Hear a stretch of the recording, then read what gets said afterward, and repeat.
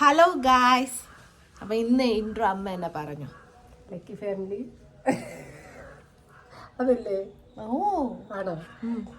എനിക്ക് ഞാൻ back camera എടുത്തരാം, അപ്പോഴും എനിക്ക് പറയാം, ഒരു തോര കാണും. Hi, hello guys. ലക്കി ഫാമിലിയിലെ പുതിയൊരു വീഡിയോയിലേക്ക് എല്ലാവർക്കും സ്വാഗതം. പഠിച്ച് അപ്പം അമ്മയെ കൊണ്ട് ഇന്ന് ഇൻട്രോ പറയിപ്പിച്ച അമ്മ വിചാരിച്ചില്ല ഇന്ന് ഞാൻ പറയിപ്പിക്കുമെന്ന്. അപ്പം ഇന്നത്തെ വീഡിയോ വേറെ ഒന്നല്ല ഗായ്സ്, നമ്മുടെ നിക്കി മോളുടെ ബർത്ത് സ്റ്റോറിയാണ്. എല്ലാവരും ചോദിച്ചിട്ടുണ്ടായിരുന്നു. നമ്മൾ ഡെലിവറി സ്റ്റോറിയൊക്കെ നിങ്ങൾ കണ്ടു കാണും.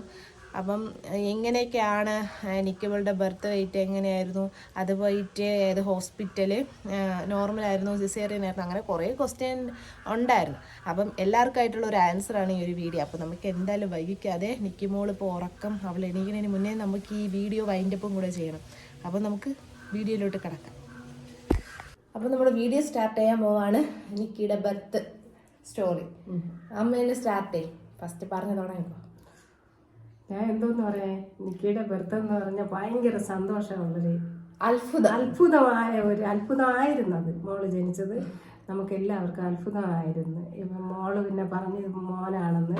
അപ്പോൾ നമ്മളെല്ലാവരും കൊടുത്ത്, എല്ലാവരും ഇവളെ സൈഡാണ് നിന്നത്. കാരണം എന്ന് പറഞ്ഞാൽ ഇവളെ വയറ് കണ്ടവരെല്ലാവരും ആൺകുഞ്ഞെന്ന് തന്നെയാണ് പറഞ്ഞത്. പക്ഷെ ഞാൻ മാത്രം വിശ്വസിച്ചില്ല. ഞാൻ അന്ന് തൊട്ട് പ്രസവിക്കുന്ന സമയം വരെ ഞാൻ പറഞ്ഞത് മോളാണ്. പക്ഷെ പിന്നെ വേറൊരു കാര്യം കൂടെ ഉണ്ട്. ഇവള് ലേബർ റൂമിലോട്ട് കയറിപ്പോയപ്പോഴും ഇവള് എൻ്റെ കൂടി പറഞ്ഞു, അമ്മയുടെ ഇങ്ങനെ എൻ്റെ കയ്യിലോട്ട് പിടിച്ചിട്ട്, അമ്മ എന്തായാലും ഞാൻ ആൺഭാവയും കൊണ്ടുവരും. ഞാൻ പറഞ്ഞില്ല, നീ മോളെയും കൊണ്ടുവരുമെന്ന് പറഞ്ഞു. പക്ഷെ എന്തോ ഡോക്ടർ വന്നിട്ട് എൻ്റെ കൂടി പറഞ്ഞു, കുഞ്ഞിൻ്റെ കാര്യമെല്ലാം പറഞ്ഞിട്ട് പറഞ്ഞു, ആ കുഞ്ഞ് എന്താണെന്ന് എൻ്റെ കൂടി പറഞ്ഞില്ല, കുഞ്ഞ് അമ്മയുടെ ആഗ്രഹം പോലെ. എന്നുവെച്ചാൽ അത് നമ്മളെ നിക്കിമോള് ജനിച്ചത് 9/12/2024. നിങ്ങൾ സ്റ്റോറിയൊക്കെ കേൾക്കാൻ വരട്ടെ. അതിന് മുന്നേയായിട്ട് ഞാനൊരു മാജിക് നിങ്ങൾക്ക് കാണിച്ചു തരാം. ഞാൻ എൻ്റെ മാജിക് എൻ്റെ ഫേസിൽ, അമ്മയുടെ ഫേസിലൊക്കെ ഇട്ടിട്ടുണ്ട്. അപ്പോൾ എന്തായാലും നിങ്ങൾക്കും കൂടെ ഞാൻ ആ ഒരു മാജിക് ഷെയർ ചെയ്യാം. അപ്പോൾ ഗൈസ്, ഞാൻ നിങ്ങൾക്ക് ഷെയർ ചെയ്യാമെന്ന് പറഞ്ഞ മാജിക് വേറെ ഒന്നല്ല. Dr. Shed Ceramide and 10% vitamin C ampoule serum packed with the power of nature and science. ഇതേ കണ്ടില്ലേ? അപ്പോൾ ഇതിനെപ്പറ്റി പറയുകയാണെങ്കിൽ നമുക്ക് ഒരുപാട് വൈറ്റമിൻ സിയുടെ സെറമൊക്കെ നമുക്ക് മാർക്കറ്റിൽ അവൈലബിൾ ആണ്. പക്ഷെ അതിൻ്റെ ബ്രാൻഡോ അല്ലെങ്കിൽ അതിനെപ്പറ്റിയൊന്നും മനസ്സിലാക്കാതെ നമ്മൾ വാങ്ങി തേക്കും. ഞാനും വാങ്ങി തേച്ചിരുന്ന ഒരാളാണ്. അപ്പം എന്താ പറയുക, പ്രഗ്നൻസി ടൈമിലാണ് എനിക്ക് നിറച്ച് പിമ്പിൾസ് വന്നത്. അതായത് നിക്കിമോളെ പ്രഗ്നൻ്റ് ആയ സമയത്ത് നിറച്ച് പിമ്പിൾസ് ആയിരുന്നു. ഓരോ പിമ്പിൾ വന്നുകൊണ്ട് ചക്കക്കുരു കണക്കിന് വന്നു. അപ്പം ഞാൻ ഡോക്ടറുടെ അടുത്തൊക്കെ പറഞ്ഞപ്പം ഡോക്ടർ പറഞ്ഞു ഹോർമോണിൻ്റെ ചേഞ്ചസ് കൊണ്ടൊക്കെ വരുന്നതാണ്, മാറുമെന്ന് പറഞ്ഞു. പാടൊന്നും വരില്ല എന്ന് പറഞ്ഞു. പക്ഷേ എനിക്ക് പാട് വന്നാൽ അങ്ങനെ ഫേസ് മൊത്തത്തിൽ വൃത്തിയേടായി. അങ്ങനെ ഞാൻ എന്ത് ചെയ്തു, ഒരുപാടെന്ന് വെച്ചാൽ 2-3 സെറമൊക്കെ ഞാൻ വാങ്ങിച്ചിട്ട് ഫേസിൽ അപ്ലൈ ചെയ്ത് നോക്കിയപ്പോഴത്തേനും എനിക്ക് ഒരു മാറ്റവും ഇല്ല. എനിക്ക് എല്ലാം കൂടെ ഇട്ടപ്പോൾ ഭയങ്കര ഇറിറ്റേഷനായിട്ടാണ് തോന്നിയത്. അപ്പം അതൊക്കെ കൊണ്ടിട്ട് തന്നെ ഡാർക്ക് സ്പോട്ട്, ഡൾനെസ്, പിന്നെ പിമ്പിൾസ് വന്ന മാർക്കൊക്കെ എൻ്റെ ഫേസിലുണ്ടായിരുന്നു. അപ്പോൾ എന്നെ ഹെൽപ്പ് ചെയ്ത ഒരു വൈറ്റമിൻ സെറമാണ് ഡോക്ടർ ഷെത്തിൻ്റെ ഈ ഒരു വൈറ്റമിൻ സെറം. ഇതിനെപ്പറ്റി ഉള്ള ബെനിഫിറ്റ് കാര്യങ്ങളെന്ന് പറഞ്ഞാൽ, ഒരു ഇറിറ്റേഷൻ നമ്മളെ ഫേസിൽ ഉണ്ടാവുന്നില്ല. സാധാരണ നമ്മൾ ഇതുപോലെ ഫേസറോ വൈറ്റമിൻ സിയുടെ ഫേസറോ ഒക്കെ വേറെ ചില ബ്രാൻഡുകളുടെയൊക്കെ വാങ്ങിച്ചൊക്കെ ഇടുമ്പോഴത്തേനും നമുക്കൊരു ഇറിറ്റേഷനൊക്കെ ഉണ്ടാവും. ചിലവർക്ക് അത് എല്ലാ സ്കിൻ ടൈപ്പിനും പറ്റില്ല. പക്ഷേ ഇത് എല്ലാ സ്കിൻ ടൈപ്പിനും പറ്റൊരു അടിപൊളി വൈറ്റമിൻ സിയുടെ സെറമാണ്. സെറമൈഡ് ത്വക്ക് തടസ്സം നന്നാക്കുകയും പ്രകോപനം ഒഴിവാക്കുകയും ചെയ്യുന്നു. യൂസിനെ പറ്റി പറയുകയാണെങ്കിൽ നമുക്കിത് ഡേയോ നൈറ്റോ ഇത് യൂസ് ചെയ്യാം. ഇതെന്ന് പറഞ്ഞാൽ വൈറ്റമിൻ സി ഉള്ളത് കൊണ്ടിട്ട് തന്നെ നമ്മുടെ ഇരുണ്ട പാടുകൾ, നമ്മുടെ ചർമ്മത്തിലുണ്ടാകുന്ന ഇരുണ്ട പാടുകളൊക്കെ മാറ്റി ഒരു എക്സ്ട്രാ ഗ്ലോ തന്നെ നമ്മുടെ ഫേസിൽ തരുന്നു. മാത്രവുമല്ല, ഭാരം കുറഞ്ഞതും പെട്ടെന്ന് ആഗിരണം ചെയ്യുന്നതും ഒട്ടിപ്പിടിക്കുന്നതും അല്ല. ഡോക്ടർ ഷെത്തിന്റെ ഈ ഒരു ആംപിൾ സെറത്തിന് സെറമൈഡുകളുടെയും വൈറ്റമിൻ സിയുടെയും അതുല്യമായ ശക്തിയുണ്ട്. നിങ്ങളുടെ ഇരുണ്ട പാടുകൾ കുറയ്ക്കാൻ വൈറ്റമിൻ സി ശ്രദ്ധ കേന്ദ്രീകരിക്കുന്നു. നിങ്ങൾക്ക് ചർമ്മത്തിൽ ഇറിറ്റേഷനോ റെഡിനെസ്സോ ഇക്ലിയോ എന്നിവ പോലും അനുഭവപ്പെടില്ലെന്ന് ഇത് ഉറപ്പാക്കുന്നു. This is such A unique combination. Vitamin C കാരണം സ്കിന്നിന് സ്കിൻ ബാരിയറോ റിപ്പയറോ നേരിടേണ്ടി വരില്ല. ഇത് സെറമാണ്. ഇത് ബാരിയർ ഹീലിംഗ് ഉപയോഗിച്ച് തിളക്കമുള്ളതും ചർമ്മത്തിന്റെ നിറവും നൽകുന്ന ഒരു പവർ ഹൗസ് ആണ്. സോ നിങ്ങൾ ഇത് ഒന്ന് വാങ്ങി ഒന്ന് നോക്കുക. കാരണം ഞാൻ എല്ലാവരോടും ഞാൻ പറയുന്നില്ല, കാരണം ചിലവരൊക്കെ വിചാരിക്കും ഇതൊക്കെ ഫേക്ക് ആയിരിക്കുമെന്ന്. പക്ഷെ നിങ്ങളത് ഒന്ന് ട്രൈ ചെയ്ത് നോക്കുമ്പോൾ റിസൾട്ട് മനസ്സിലാവും. എന്തായാലും നല്ലൊരു അടിപൊളി പ്രോഡക്റ്റാണ്. അപ്പോൾ നിങ്ങൾക്ക് ഇത് വാങ്ങിക്കണമെങ്കിൽ ആമസോൺ, ഫ്ലിപ്കാർട്ട്, നൈക ആൻഡ് പർപ്പിളിലും ഡോക്ടർ ഷത്തിൻ്റെ ഒഫീഷ്യൽ വെബ്സൈറ്റിലും ഇത് അവൈലബിൾ ആണ്. മാത്രവുമല്ല 20% ഓഫ് കിട്ടാൻ വേണ്ടിയിട്ട് എൻ്റെ കൂപ്പൺ കോഡായ ലക്കി 2025 നിങ്ങൾ യൂസ് ചെയ്യുകയാണെങ്കിൽ ഡിസ്കൗണ്ടും കിട്ടും. സമയം എന്ന് പറയുന്നത് 9:53 ഒരു എന്ന് വെച്ചാൽ ആദ്യത്തതും രണ്ടാമത്തതും ഫുഡിൻ്റെ കാര്യമായിരുന്നാലും എൻ്റെ രീതിയൊക്കെ ആയിരുന്നാലും ഏതാണ്ടൊക്കെ ഒരേപോലെ ആയിരുന്നു, ലക്കി മോനും ഇവളുടേതും. പക്ഷെ ഡെലിവറിയോട് അടുത്തപ്പോഴത്തേനും വ്യത്യാസം വന്ന് തുടങ്ങി അല്ലേ അമ്മ? ഡെലിവറിയുടെ അടുത്തെന്ന് പറഞ്ഞാൽ ഇവന് നമുക്ക് പെട്ടെന്ന് പെയിൻ വന്ന് പെട്ടെന്ന് ഒരു 12 മണിക്കൂറൊക്കെ ആയി ഇവൻ ജനിച്ചപ്പോൾ പെയിൻ വന്ന്. പക്ഷെ ഇവളുടെതെന്ന് പറഞ്ഞാൽ അപ്പോഴപ്പോഴായിട്ട് പെയിൻ വന്നും പോയി അങ്ങനെ നിന്ന്. അപ്പോഴേ ഒരു 1-2 പേരൊക്കെ പറഞ്ഞു മോളായിരിക്കാം, പിന്നെ കൂടെ എൻ്റെ സിസ്റ്റർമാരും പറഞ്ഞ് അവർക്കറിയാം. പക്ഷെ എൻ്റെ അടുത്ത് തീർത്തും പറഞ്ഞില്ല, അല്ലാണ്ട് ഇങ്ങനെ പറഞ്ഞ് മോളായിരിക്കും അതുകൊണ്ടൊക്കെ ആയിരിക്കും ഇങ്ങനെ എന്നൊക്കെ പറഞ്ഞു. അത് ഞാൻ ആൺകുഞ്ഞായിരിക്കും എന്ന് വിചാരിച്ച വേറെ ഒന്നും കൊണ്ടിട്ടല്ല. ലക്കി മോനുണ്ടായിരുന്ന സെയിം കാര്യങ്ങൾ തന്നെയായിരുന്നു. പിന്നെ വ്യത്യാസമായിട്ട് തോന്നിയത് എനിക്ക് പിമ്പിൾസ് ഇല്ലമ്മ, നിറച്ച് പിമ്പിൾസും അതുപോലെ തന്നെ മുടിയൊന്നും ഒരു കട്ടിയൊന്നും ഇല്ല, അതൊരു ഇത്തിരി ഡള്ളായിട്ട് അങ്ങനത്തെ ഒരു ഇത്. പിന്നെ എൻ്റെ ഫേസിലായിരുന്നാലും ചിലവർ പറയും പെമ്പിള്ളരായിരിക്കുമ്പോൾ ഫേസൊക്കെ ഭയങ്കര ഭംഗി വയ്ക്കുമെന്ന്. പക്ഷെ എനിക്ക് അങ്ങനെയൊന്നും ഇല്ലായിരുന്നു. പിന്നെ അതുപോലത്തെ അവൾ പറയാനും കാരണമുണ്ട്, സ്കാനിങ് റിപ്പോർട്ടും സ്കാൻ റിപ്പോർട്ട് ലക്കിമോൻ്റെ ആദ്യത്തെ നമ്മൾ 1.5 മാസം എടുത്ത് സ്കാൻ റിപ്പോർട്ട് ലക്കിമോൻ്റെ സെയിം ആയിരുന്നു. ഞാൻ വച്ച് നോക്കി, അപ്പം സെയിം ആയിരുന്നു. നമ്മൾ പ്ലാസിനെ നോക്കിയിട്ട് ചിലവർ പറയും. അപ്പം അതുപോലെ ഞാൻ അങ്ങനെ നോക്കിയപ്പം പോസ്റ്റീരിയർ ഇതായിരുന്നു പൊസിഷൻ വന്നിട്ട്. അപ്പം ഞാൻ അപ്പോഴും ഞാൻ ഓടി വന്നിട്ട് പറഞ്ഞു അമ്മ ഇല്ല പക്ഷെ ഇതൊരു അത്ഭുതമാണ് നടന്നത്. ഇതൊരു അത്ഭുതമാണ് എന്റെ ഒരു വിശ്വാസം. കാരണം എന്ന് പറഞ്ഞാൽ 3.5 മാസത്തെ സ്കാനിങ് എടുത്തപ്പോഴത്തേനും പോസ്റ്റീരിയർ പൊസിഷൻ അപ്പോഴും ആൺകുഞ്ഞ് എന്ന് തന്നെയായിരുന്നു. ലാസ്റ്റ് വന്നിട്ട് നമ്മൾ അനോമലി സ്കാനിങ് എടുക്കുമല്ലോ 5 മാസത്തിൽ. അനോമലി സ്കാനിങ് എടുക്കാൻ പോയപ്പോൾ ഞാൻ അവിടുത്തെ ഡോക്ടറെ അടുത്ത് ഇങ്ങനെ ചെറുതായിട്ടൊന്ന് ചോദിച്ച്, ആദ്യത്തെ ആള് ആരാന്ന് ചോദിച്ചു. അപ്പം ഞാൻ പറഞ്ഞു മോനാണെന്ന് പറഞ്ഞു. രണ്ടാമത്തത് മോള് ആഗ്രഹം ഉണ്ടോ എന്നിങ്ങനെ ചോദിച്ചു. അപ്പം നമ്മൾ മോള് വേണമെന്നാണ് ആഗ്രഹം, ഡോക്ടർ ഇത് പറയോ എന്നുവെച്ചാൽ വെളിയിൽ അമ്മ ഇരിക്കണേ, അതുകൊണ്ടിട്ട് അമ്മയുടെ തോടി പോയി പറയണം. അപ്പം ഓടിപ്പോയി. പക്ഷെ ഞാൻ വന്ന് പറഞ്ഞ് എനിക്ക് ആൻറ്റീരിയർ പൊസിഷനാണ്, പെൺകുഞ്ഞായിരിക്കും എന്ന് ഞാൻ ഇങ്ങനെ പറഞ്ഞു. പക്ഷെ എങ്കിലും എൻ്റെ മനസ്സിൽ എനിക്ക് എൻ്റെ സിംറ്റംസ് ഒക്കെ വെച്ച് നോക്കുമ്പം ആൺകുഞ്ഞാണ് എന്ന്. പിന്നെ ഞാൻ ഏതൊരു വീഡിയോയിൽ ഞാൻ പറഞ്ഞിട്ടുണ്ട് എൻ്റെ സ്വപ്നം, അതായത് കഴിഞ്ഞ ലക്കീൻ്റെ ആ ഒരു ടൈമിൽ ഇത് ഞാൻ സ്വപ്നം കാണും. പക്ഷെ അതിൽ ആൺകുഞ്ഞായിരുന്നു സ്വപ്നം കണ്ടത്, അതുകൊണ്ട് ആൺകുഞ്ഞായി. ഇതിലും ഞാൻ ആൺകുഞ്ഞിനെയാണ് ഞാൻ കണ്ടത്. ആൺകുഞ്ഞിനെ ഒരിക്കലല്ല 2 പ്രാവശ്യം സ്വപ്നം കണ്ടിട്ട് എന്നോട് എന്ന് പറഞ്ഞ് അമ്മ ആൺ ഭാവയാണ് പിന്നെ ഞാൻ സ്വപ്നത്തിൽ കണ്ടെന്ന് പറഞ്ഞു. അതെ എന്ന് വെച്ചാൽ അമ്മ പറഞ്ഞ് കളിയാക്കുകയും ചെയ്യും. ഒരു കറുത്ത ഒരു വാവ് നിറച്ച സ്വർണ്ണമൊക്കെ ഇട്ടിട്ട് കുട്ടുവ ശരീരത്തിൻ്റെ അത് ഇറങ്ങിയിരിക്കുക. അതാണ് എൻ്റെ സ്വപ്നത്തിൽ ഞാൻ കാണുന്നത്. ഫേസ് അങ്ങനെ എല്ലാം കണ്ടത്. അപ്പം നമ്മൾ അനോമലി സ്കാനിങ് കഴിഞ്ഞപ്പം അപ്പോഴും ഞാൻ വിചാരിച്ച് ആൺകൊച്ചായിരിക്കും, അമ്മ പെണ്ണ്, ഇത് പെണ്ണ് തന്നെ. അവിടെ വെച്ച് പറഞ്ഞു പോ ഇത് പെണ്ണ് തന്നെ. എന്നിട്ട് ചേട്ടനെ അച്ഛനെയൊക്കെ വിളിച്ച് പറയുന്നു. പക്ഷേ അതിലൊരു കാരണം കൂടെ ഉണ്ട്. ഞാൻ പള്ളിയിൽ പോയിട്ട് ഇങ്ങനെ പ്രാർത്ഥിച്ചു. പക്ഷെ എനിക്ക് മനസ്സിലൊരിതുകൊണ്ട് ആഗ്രഹം, നമ്മുടെ ആഗ്രഹം നമുക്ക് എന്തോന്ന് അങ്ങനെ ഒരു ആഗ്രഹിച്ച് കഴിയുമ്പോൾ അത് കിട്ടാതിരിക്കുമ്പോൾ ഒരു വിഷമമില്ല. അത് എന്ന് പറഞ്ഞതുപോലെ ഞാനിങ്ങനെ ഒരു ദിവസം പള്ളിയിൽ പോയിട്ട് എല്ലാ ദിവസവും പ്രാർത്ഥിക്കും. പക്ഷേ എങ്കിലും അന്നും ഇങ്ങനെ ഈ വാവയുടെ കാര്യം ഒന്നും ചിന്തിച്ചില്ല, വേറെ ഒന്നും ആഗ്രഹിച്ചില്ല. കർത്താവെ സുഖമായി പ്രസവിക്കാൻ പിന്നെ അനുഗ്രഹിക്കണേന്ന് മാത്രമേ പ്രാർത്ഥിച്ചുള്ളൂ. നല്ല ആരോഗ്യവും ബലവും ദീർഘായുസുള്ളൊരു കുഞ്ഞു ആവിയെ തരണേന്ന് അങ്ങനെ മാത്രമേ. പക്ഷേ അപ്പോഴെൻ്റെ മനസ്സിൽ ഇങ്ങനെ പെൺവാവയാണ് എൻ്റെ മനസ്സിൽ മൊത്തത്തിൽ എനിക്ക് ഉൾക്കൊള്ളാൻ പറ്റാത്ത രീതിയിൽ ഇത് പെൺവാവയാണെന്ന് പറഞ്ഞ് ആരോ എൻ്റെ മനസ്സിൽ വന്നിരുന്ന് പറയും പോലെ എനിക്ക് തോന്നി. അത് ഞാൻ ഇവളോടി വന്ന് ഉടനെ പറഞ്ഞു. അന്ന് തൊട്ട് അപ്പോഴിവിടെ ഇല്ലെന്ന് പറഞ്ഞിട്ട് ഞാൻ പറഞ്ഞു, ഞാൻ പൂർണ്ണമായിട്ടും വിശ്വസിച്ച് ഞാൻ അന്ന് തൊട്ട് പൂർണ്ണമായിട്ടും പിന്നെ എൻ്റെ മനസ്സിൽ ഞാൻ ഉറപ്പിച്ചിട്ട് അവളോട് ഞാൻ പറഞ്ഞു, മക്കളെ ഇത് പെൺവാവയാണ് ആൺവാവയല്ല. പിന്നെ ആണായാലും പെണ്ണായാലും നമ്മൾ സ്വീകരിക്കും, നമുക്ക് അതിന് ഒരു സന്തോഷക്കുറവില്ല. പക്ഷെ ഇതിങ്ങനെ 30 വർഷമായിട്ട് നമ്മൾ ആഗ്രഹിച്ചിരിക്കുകയാണ് ഒരു പെണ്ണാവേണ്ടി വേണ്ടി. അപ്പൊ അതുകൊണ്ട് അമ്മ ഇടയ്ക്ക് ഇന്റർവ്യൂസിലൊക്കെ പറഞ്ഞിട്ടുണ്ട്, നിങ്ങൾ കണ്ടിട്ടുണ്ടായിരിക്കും നമുക്കൊരു പെൺവാവയെ വേണമെന്നായിരുന്നു ആഗ്രഹം എന്നൊക്കെ. അപ്പം അതെന്തായാലും സാധിച്ചു. നമ്മൾ ആഗ്രഹിച്ചു കഴിഞ്ഞാൽ എപ്പോഴായാലും നമ്മളെ ജീവിതം അവസാനിക്കുന്നതിന് മുന്നേ ആ ആഗ്രഹം നടന്നിരിക്കും. പക്ഷെ ഒരുപാട് പരീക്ഷിക്കും, പക്ഷെ കൈവിടൂല. അപ്പം അച്ഛനും കിച്ചുവിനും ഒക്കെ പെൺവാവ തന്നെയായിരുന്നു. ആ ചേട്ടനും പിന്നെ ആരായിരുന്നാലും കുഴപ്പമില്ല. ആരായിരുന്നാലും അവന് കൂടുതൽ ആൺകുഞ്ഞിനോടാണ് ഇഷ്ടം. അതാണ് അന്നത്തെ ആ വീട്ടിൽ ലക്കി 2 എന്ന് പറഞ്ഞാൽ ഞാനും അമ്മയും കൂടെ അങ്ങോട്ട് വഴക്കൊക്കെ ഉണ്ടായിരുന്നു. പിന്നെ അത് പെൺകുഞ്ഞെന്ന് പറഞ്ഞൊരു വീടിന്റെ ഐശ്വര്യമാണ്. അത് കഴിഞ്ഞിട്ട് നമ്മള് കാരക്കോണം മെഡിക്കൽ കോളേജ് ഹോസ്പിറ്റലിൽ ഞാൻ ഫസ്റ്റ് ഡെലിവറി അവിടെയായിരുന്നു. അപ്പം ഇതും അവിടെ തന്നെ അഞ്ജു മാഡത്തെ കാണിച്ചത്.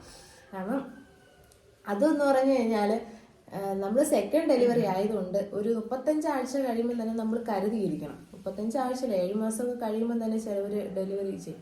അപ്പം നമ്മൾ കരുതിയിരിക്കണം എന്ന് പറയും. ഞാൻ എന്താ ചെയ്ത് അപ്പോഴും തൊട്ടേ നിങ്ങൾ സെക്കൻഡ് ചാനലിൽ കണ്ടാണ് ഹോസ്പിറ്റൽ ബാഗ് പാക്ക് ചെയ്യണം, അത് ചെയ്യുന്നു, ഇത് ചെയ്യുന്നു, അങ്ങനെ എന്തൊക്കെയോ പരിപാടികളൊക്കെ ചെയ്തുകൊണ്ടിരുന്നു. അപ്പം നവംബർ 26-ാം തീയതിയൊക്കെ ആയപ്പോഴത്തേനും ചെക്കപ്പിന് പോയതാണ്. അന്ന് അമ്മ പറഞ്ഞ് അഡ്മിറ്റ് ആവുമെന്ന് പറഞ്ഞു. അത്രയും ഒരു വയ്യായിക പോലെയൊക്കെ ഉണ്ടായിരുന്നു. അവിടെ പോയപ്പോഴത്തേനും ഡോക്ടർ പറഞ്ഞു ദിവസമായിട്ടില്ല എന്ന് പറയും. അവിടെ പക്ഷേ എന്തായാലും എനിക്ക് ചെറിയ പെയിൻ ഉള്ളതുകൊണ്ട് അവർ PV ചെയ്തപ്പോഴത്തേനും കുറച്ച് ബ്ലഡ് കണ്ടുകൊണ്ട് എൻ്റെ അപ്പോഴത്തെ ഫസ്റ്റ് അവിടെ അഡ്മിറ്റ് ചെയ്തു. ഒരു 5 ദിവസത്തേക്ക് ഇവിടെ അഡ്മിറ്റ് ചെയ്തതാണ്. അഡ്മിറ്റ് ചെയ്തപ്പം വന്നതിൻ്റെ ആ രാത്രി അഡ്മിറ്റ് ചെയ്ത് ഡിസ്ചാർജ് ചെയ്ത് വന്ന അന്ന് രാത്രി എനിക്ക് വയ്യെന്ന് പറഞ്ഞാൽ ഈ കൊച്ചു കിടന്ന് ഭയങ്കരമായിട്ട് കിടന്ന് വയറ് കിടന്ന് അനങ്ങണ്. എനിക്ക് നടുവിലൊരു കൊളുത്ത് വന്ന് പിന്നെ എന്തൊക്കെയോ ബഹളം. രാത്രി എനിക്ക് കിടന്നിട്ട് ഉറക്കവും വരണില്ല, അമ്മയ്ക്ക് ഉറക്കം വരുന്നില്ല, പിന്നെ ഛർദിലായി, ലൂസ് മോഷനായി, എന്തൊക്കെയാ നാണം കെടുത്താതെ എന്തൊക്കെയോ എനിക്ക് വയ്യായികൾ വന്ന് അങ്ങനെ ഹോസ്പിറ്റലിൽ പോയപ്പോൾ ഡോക്ടർ പറഞ്ഞു ഇനി എന്തായാലും ഡെലിവറി കഴിഞ്ഞ് വീട്ടിൽ പോയാൽ മതി എന്ന് പറഞ്ഞു. 1-2 ദിവസമല്ല കേട്ടോ, 17 ദിവസമാണ് അവിടെ ഒരു വീട് പോലെയായി നമ്മൾ. പിന്നെ ഒരിക്കലും മറക്കാൻ പറ്റാത്ത ഒരു സംഭവമാണ്. പക്ഷെ അതിലെല്ലാം നമുക്ക് ഭയങ്കരമായിട്ട് ഫീലിംഗ് ആയത് ലക്കി മോന്റെ കാര്യത്തിലായിരുന്നു. ലക്കി മോൻ എന്തോന്ന് നമ്മളെ വീട് പോലെയൊന്നും ഒരു റൂമിനകത്തിരിക്കുമ്പോൾ അതുപോലെ പറ്റൂലല്ലോ. അങ്ങനെ അവിടെ നിന്ന് പിന്നെ കിച്ചു രാവിലെ നഴ്സറി കൊണ്ടുവരും, വൈകിട്ടാകുമ്പോൾ തിരിച്ചു കൊണ്ടുവരും. പിന്നെ എന്തോ അവന് വയ്യാണ്ടൊക്കെ ആയി ഒരുപാട് കഷ്ടപ്പെട്ടു. രാത്രിയൊക്കെ ഇങ്ങനെ അതിന് ഒരുപാട് കഷ്ടപ്പെട്ടു, ഒരുപാട് അപ്പോഴും ആ സമയത്തെന്ന് പറഞ്ഞാൽ ചേട്ടനും ഇല്ലായിരുന്നു. അപ്പം പിന്നെ അമ്മയും കിച്ചും അച്ഛനും ഒക്കെ കൂടെ തന്നെയാണ് ലക്കി മോന്റെ കാര്യങ്ങളൊക്കെ നോക്കിയതും. പിന്നെ എന്താ പറയാ ഹോസ്പിറ്റലിൽ നമ്മള് അമ്മയും ഞാനും പിന്നെ അന്ന് ഇവള് പ്രസവിച്ചതിന്റെ അന്ന് പിറ്റേന്ന് രാത്രി കുഞ്ഞിന് ഛർദിലും അവന് ലക്കി മോനെ ഛർദിലും പനിയെല്ലാം ഭയങ്കര പനിയാണ്. 2 മക്കളൊക്കെ ആവുമ്പം രണ്ടാമത്തെ ആവുമ്പോഴത്തേനുമാണ് നമുക്ക് കൂടുതൽ പാട് പോലെ തോന്നുന്നത്. രണ്ടാമത്തെ മൂത്ത കുഞ്ഞിനെ നമുക്ക് അധികം കെയർ ചെയ്യാൻ പറ്റാത്ത, പിന്നെ ആൾക്കാരൊക്കെ ഉണ്ടെങ്കിൽ കുഴപ്പമില്ല, പക്ഷെ അതില്ലാത്തതിന്റെ കുറച്ച് പ്രശ്നങ്ങളൊക്കെ ഉണ്ടായിരുന്നു. അപ്പം അതൊക്കെ എന്തായാലും നമ്മള് എൻജോയ് ചെയ്തു. കുഴപ്പമൊന്നുമില്ല, ദൈവം തരുന്നതല്ലേ, ഇനിയും തന്നാ വാങ്ങും. സന്തോഷമേ ഉള്ളു. വീട് നിറച്ച് കുഞ്ഞുങ്ങൾ വരട്ടെ, ഒരുപാട് പാത്രങ്ങളൊക്കെ നിരത്തി ഭക്ഷണങ്ങളൊക്കെ വിളമ്പി കൊടുക്കാൻ എന്തോന്ന് അതൊരു ഭയങ്കര ഒരു ചിന്തിക്കുമ്പോ തന്നെ ഒരു അപ്പം അന്ന് നമ്മള് അതായത് 8-ാം തീയതി 8/12/2024 അന്നാണ് എനിക്ക് മരുന്ന് വെച്ചത്. അപ്പം മരുന്ന് വെച്ചിട്ട് അവർ ചോദിച്ചു, അതായത് 39ാമത്തെ ആഴ്ച സ്റ്റാർട്ടിങ്ങിൽ ഏറ്റവും കൂടുതൽ എന്നുവെച്ചാൽ ചുമന്നത് ഇവിടെ തന്നെ അല്ലേ, ഡേറ്റ് അടുപ്പിച്ച്. അവന് 38 ആഴ്ചയൊക്കെ ആയപ്പോഴത്തേനും ഡെലിവറി നടന്നു. പക്ഷെ 39 ആഴ്ചയിലാണ് ഇവളുടെ ഡെലിവറി. അങ്ങനെ 39ാമത്തെ ആഴ്ചയിൽ തുടക്കത്തിൽ എനിക്ക് മരുന്ന് വെച്ചപ്പോഴത്തേനും പെയിൻ ഉണ്ട്. പക്ഷെ ഇത് എന്നുവെച്ചാൽ ആ ഡെലിവറി സമയത്ത് വരുന്ന പെയിൻ ഇല്ലായിരുന്നു. വന്നും പോയി ഇരുന്നു. ഞാൻ നടക്കുകയും ഇരിക്കുകയും എനിക്ക് ഉറക്കവും ഇല്ല. അങ്ങനെ ഒരു വല്ലാത്തൊരവസ്ഥയായിരുന്നു. അത് കഴിഞ്ഞിട്ട് അന്ന് 9-ാം തീയതി രാവിലെ 5 മണിക്ക് അഡ്മിറ്റ് ആകാൻ പോകാൻ പറഞ്ഞു. അതായത് മരുന്ന് വെച്ചിട്ടും പെയിന് വരാത്തത് കൊണ്ട് അവർ പറഞ്ഞു നമ്മുടെ ഫ്ലൂയിഡ് പൊട്ടിച്ച് അങ്ങനെ കുഞ്ഞിനെ നമുക്ക് ഡെലിവറി നടത്താമെന്ന് പറഞ്ഞു. അതെങ്ങനെയൊക്കെ പറഞ്ഞു തരണമെന്ന് എനിക്ക് അറിഞ്ഞിട്ട് നിങ്ങളത് മനസ്സിലാക്കി എടുത്താണ്. അപ്പം കുഞ്ഞിനെ ഡെലിവറി ചെയ്യാന്ന് പറഞ്ഞു. അങ്ങനെ ഡോക്ടർ പറഞ്ഞിട്ടുണ്ടായിരുന്നു. അങ്ങനെ ഞാൻ രാവിലെ 5 മണിക്ക് പോയി പാർലേജി ബിസ്ക്കറ്റ്. പക്ഷെ മെയിനായിട്ടും ഡോക്ടർ പറഞ്ഞ ഒരു കാര്യം എന്ന് പറഞ്ഞാൽ ഇവക്ക് ഡെലിവറി റിസ്ക് ആണ്, അപ്പോൾ സിസേറിയൻ ആയിരിക്കുമെന്ന് ഇങ്ങനെ പറഞ്ഞു. ഡോക്ടർ വന്ന് എന്നോട് ബേബിയുടെ വെയിറ്റ് എന്ന് വെച്ചാല് ഞാൻ 7ാം മാസം വരെ കുഞ്ഞിന് മീഡിയം വെയിറ്റ് ഉണ്ടായിരുന്നു. അത് കഴിഞ്ഞിട്ട് അമ്മ എനിക്ക് ഇലയപ്പവും ചീനിക്കിഴങ്ങും മധുരക്കിഴങ്ങ് മധുരക്കിഴങ്ങ് അത് ഇത് പിന്നെ മുട്ട കേക്ക് അങ്ങനത്തെ സംഭവങ്ങളൊക്കെ ഞാൻ നിറച്ച് കഴിച്ച പെട്ടെന്ന് വെയിറ്റ് ആയി. പിന്നെ മാത്രമല്ല ബ്ലഡ് എനിക്ക് കുറവായതുകൊണ്ട് തന്നെ ഞാൻ ഫുഡ് കൺട്രോൾ ഒന്നും ചെയ്യാനൊന്നുമില്ല. ഞാനും എല്ലാവർക്കും തിന്നും. പിന്നെ ഷുഗർ ഒന്നും ഇല്ലായിരുന്നു.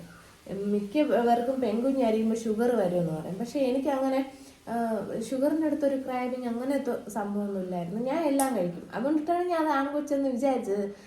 ലക്കിക്കും അങ്ങനെയായിരുന്നു, ഞാൻ എല്ലാം കഴിക്കുമായിരുന്നു.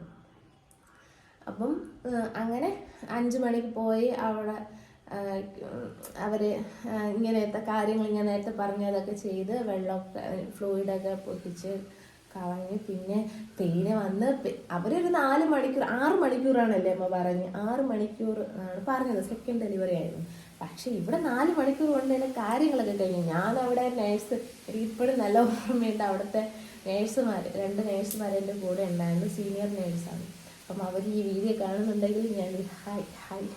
അപ്പം അവർ ഭയങ്കര സപ്പോർട്ടായിരുന്നു. എൻ്റെ അടുത്ത് എല്ലാ കാര്യങ്ങളൊക്കെ ചോദിക്കുമായിരുന്നു. നീ പെയിന് വരാൻ സമയമാവും, അപ്പോൾ കരയെടുത്ത് ഇതുപോലെ ചിരിച്ച മുഖത്തിൽ തന്നെ കാണണമെന്നൊക്കെ പറഞ്ഞു. ഞാൻ പറഞ്ഞില്ല, ഞാൻ ഇതൊന്നാലും ഞാൻ സഹിക്കുമെന്നൊക്കെ പറഞ്ഞിരുന്നു. പക്ഷെ കുറച്ചുകൂടെ അങ്ങ് ആയപ്പോഴത്തേനും നമ്മളെ കൺട്രോളൊക്കെ പോയി. പിന്നെ എടുത്ത് പറയേണ്ട കാര്യം എന്ന് പറഞ്ഞാൽ അവിടെ പഠിക്കുന്ന പിള്ളേരുണ്ട്. ആ പിള്ളേരൊക്കെ ആണെങ്കിൽ എൻ്റെ ഡെലിവറി കാണാൻ വേണ്ടി ഇങ്ങനെ നിൽക്കുകയാണ്, നേഴ്സിംഗ് പിള്ളേർ. ഞാൻ മാത്രമായിരുന്നു അന്നത്തെ ദിവസം. അന്ന് ലക്കി മോനായിരുന്നപ്പോഴും ഞാൻ മാത്രമായിരുന്നു. അപ്പം ഞാൻ സിസ്റ്ററിൻ്റെ അടുത്ത് ചോദിക്കുകയും ചെയ്ത്, ഇന്നും ഞാൻ മാത്രം തന്നെ ഇപ്രാവശ്യം എന്ന് പറഞ്ഞപ്പോൾ പറഞ്ഞു, ഇനി കുറേ പേരെ വേണോ? ഞാൻ അത് വേണ്ട, ഞാൻ മാത്രം മതി എന്ന് പറഞ്ഞു.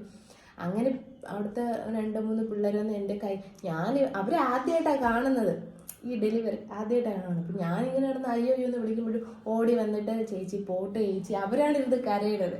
പോട്ട് ചേച്ചി കുഴപ്പമില്ല, ബേബി വരും, ബേബി ഇപ്പോൾ വരും എന്ന് പറഞ്ഞ് അങ്ങനെ സമാധാനിപ്പിക്കണം. പിന്നെ ഇടയ്ക്കിടയ്ക്ക് അമ്മയുടെ അടുത്ത് പോയി പിള്ളേർ പോയി പറഞ്ഞും കൊടുക്കരുത്, ബേബി വരാറായി, ബേബി ഇപ്പോൾ വരുമേ, ഇപ്പം അതിൽ ചേച്ചിയുടെ ഡെലിവറി കഴിയാറായി എന്നിങ്ങനെ അമ്മയുടെ അടുത്തും പോയി പറയാം. അമ്മ ഇങ്ങനെ ലേബർ റൂമിൻ്റെ വെളിയിൽ ഇങ്ങനെ അമ്മ ഇങ്ങനെ നിൽക്കണം ഒന്നും കഴിക്കാതെയൊക്കെ. ഞാൻ അവിടെ നിന്ന് ഇവരുടെ അടുത്ത് പറഞ്ഞയക്കുകയും ചെയ്യും. അമ്മയുടെ അടുത്ത് പോയി പറയണം ഇതുപോലെ കഴിയാറായി, ഇപ്പോൾ ബേബി വരുമെന്നൊക്കെ. അങ്ങനെ പിന്നെ ബേബി വന്ന് 9:53 ആയപ്പം വന്ന് അത് ഏറ്റവും എനിക്ക് അമ്മയുടെ അടുത്ത് ഞാൻ പറഞ്ഞു, പെൺകുഞ്ഞായിരിക്കണമെങ്കിൽ ഞാൻ അവിടെ പറഞ്ഞിട്ടാണ് അത് ലേബർ റൂമിലോട്ട് കയറിയപ്പോൾ എന്നോട് പറഞ്ഞ അമ്മ ഇങ്ങനെ കയ്യിൽ പിടിച്ചിട്ട്, അമ്മ ഇത് ആൺകുഞ്ഞാണ് കേട്ടോ, ലക്കി 2 ആണ്, ഞാൻ ലക്കി 2നെ കൊണ്ട് ഇനി വരുമെന്ന് പറഞ്ഞു. ഞാൻ പറഞ്ഞില്ലടി, പെൺഭാവയാണ്, നീ എന്തായാലും നീ പോന്ന് പറയും. നമ്മൾ അപ്പോഴും പിന്നെ അപ്പോഴത്തെ ഒരു സിറ്റുവേഷനിലെന്ന് പറഞ്ഞാൽ പെൺഭാവ കിട്ടണം ആൺഭാവ കിട്ടണം അങ്ങനെയല്ലല്ലോ നമ്മൾ പ്രാർത്ഥിക്കുന്നത്. ദൈവമേ ആരായിരുന്നാലും ആയുസ്സും ആരോഗ്യം തരണമേ, ദീർഘായുസോടെ തരണമേ, സുഖമായിട്ട് പ്രസവിക്കണേ, ഇത് മാത്രമേ പ്രാർത്ഥിക്കുള്ളൂ. അപ്പോഴത്രേ പ്രാർത്ഥിച്ചുള്ളൂ. അപ്പോഴേ ഡോക്ടർ കുഞ്ഞിനെയൊക്കെ എടുത്ത് നമ്മളെ നെഞ്ചിൽ ഇങ്ങനെ വെച്ച് തരുമല്ലോ, അതുപോലെ ഇങ്ങനെ വച്ചത്. പക്ഷെ ആണാണോ പെണ്ണാണോ എന്ന് ഞാൻ കണ്ടില്ല. ഇനി അപ്പോഴാ ഒരു നമ്മൾ കുഞ്ഞിനെ കാണുമ്പോൾ നമുക്ക് എത്ര പെയിൻ ഉണ്ടെങ്കിൽ നമുക്ക് ആ സമയത്ത് ഇങ്ങ് മാറുമല്ല. ഞാൻ ഇങ്ങനെ ഡോക്ടർ ചോദിച്ചാൽ ഞാൻ കണ്ടില്ല, ആണാണോ പെണ്ണാണോ എന്ന് ഞാൻ കണ്ടില്ല എന്ന് പറഞ്ഞു. ഉടനെ ഇങ്ങനെ കാണിച്ചത്, ഉടനെ ഞാൻ അവിടെ കിടന്ന് കരഞ്ഞുകൊണ്ടിരുന്ന ആ സമയം കരഞ്ഞ് വരുമ്പോഴത്തെ മുഖം പിന്നെ അങ്ങ് വിടർത്ത് ഞാൻ ഇങ്ങനെ സിസ്റ്റർമാരുടെ അടുത്ത് ഡോക്ടർമാരുടെ അടുത്ത് കൈയൊക്കെ പിടിച്ചിട്ട് പറയുന്നു, എൻ്റെ അമ്മയുടെ ആഗ്രഹം നടന്നേ, എൻ്റെ അമ്മയുടെ ആഗ്രഹം നടന്നേ, ഈ ഒരു വിളിയായിരുന്നു. അവരെന്നെ അതിശയിച്ചേ. പിന്നെ ഞാൻ പറഞ്ഞ് കുഞ്ഞിനെ അമ്മയുടെ കയ്യിൽ വേണം ആദ്യം കൊടുക്കാനെന്ന് പറഞ്ഞു. അപ്പോൾ പറഞ്ഞു ഏത് അമ്മയുടെ കയ്യിൽ? ഞാൻ പറഞ്ഞ് അവിടെ ഒരു അമ്മയുണ്ട്, ആ അമ്മയെ കൊടുക്കണമെന്ന് പറഞ്ഞു. പിന്നെ അങ്ങനെ അന്നത്തെ ഡെലിവറി ഞാൻ മാത്രമേ. അതുകൊണ്ടായിരിക്കും ഡോക്ടർ വന്ന് എന്നെ വിളിച്ച് ആന്ധ്രയുടെ അമ്മ വരാൻ പറഞ്ഞു. പിന്നെ എന്നെ വിളിച്ച് ഞാൻ ഓടി അങ്ങ് പോയപ്പോൾ ഡോക്ടർ എന്നോട് പറഞ്ഞ് കുഞ്ഞിന്റെ വെയിറ്റ് ഒക്കെ പറഞ്ഞു, സുഖമായി ചോദിച്ചിട്ടുണ്ട്. നമുക്ക് അത്യാവശ്യം 3.5 കിലോ ഉണ്ടായിരുന്നു. അപ്പം വെയിറ്റ് അത്യാവശ്യം വെയിറ്റ് ഉണ്ട്, കുഴപ്പമില്ല, സുഖമായി പ്രസവിച്ചു. കുഞ്ഞെന്താണെന്ന് പറയുന്നില്ല. അപ്പം ഞാൻ ചോദിച്ചു കുഞ്ഞെന്താണ്? അപ്പൊ ഡോക്ടർ പറഞ്ഞ് അമ്മയുടെ ആഗ്രഹം പോലെ. അഞ്ജു ഡോക്ടർ പേര് എടുത്തു പറയേണ്ട ഒരു കാര്യമാണ്. അഞ്ജു ഡോക്ടർ ലക്കി മോന്റെ ഡെലിവറി അഞ്ചു ഡോക്ടർ. അത് എനിക്ക് കിട്ടൂലായിരുന്നു അവനെ തുടക്ക സമയത്ത് ബ്ലീഡിങ് ഒക്കെ ഉണ്ടായിരുന്നു ഉള്ളിൽ. അപ്പം ഡോക്ടറാണ് ഇഞ്ചക്ഷനൊക്കെ തന്ന് അവനെ ശരിയാക്കി ഭയങ്കര ധൈര്യം തന്ന ഒരു ഡോക്ടറാണ്. അപ്പം അങ്ങനെ ബേബി വന്നു. എനിക്ക് ചിരിക്കണോ കരയണോ എനിക്ക് ഒന്നും അറിഞ്ഞൂടായിരുന്നു. അമ്മ കരഞ്ഞി. ഇല്ല ഇടാൻ സന്തോഷമാണ്. അമ്മക്ക് എനിക്ക് അടക്കം എന്ത് ചെയ്യണമെന്ന് എനിക്ക് അറിഞ്ഞൂടായിരുന്നു. സംഭവം എന്ന് പറഞ്ഞാൽ ഇവളെ വളകാപ്പിന് വന്നവരും ഇവളെ കണ്ടിട്ടുള്ളവരും എല്ലാരും പറഞ്ഞു ഇത് ആൺകുഞ്ഞാണെന്ന്. ഞാൻ പക്ഷെ അവള് വിശ്വസിച്ചില്ല. അവക്ക് അപ്പോഴും വിശ്വസിക്കാൻ പറ്റണില്ല. ഇപ്പോഴും എടുത്തു വെച്ചോട്ട് പറയും നിന്നെ കണ്ടിട്ട് എനിക്ക് വിശ്വസിക്കാൻ പറ്റണില്ല. എനിക്ക് വിശ്വസിക്കാൻ പറ്റില്ല. അത് എന്തെന്ന് എനിക്ക് അറിഞ്ഞൂടാ. രാത്രി കിടക്കുമ്പോഴെല്ലാം അടുത്തിങ്ങനെ കിടക്കുമ്പോ ഞാൻ ഇതെന്തോന്ന് മോളാണ്.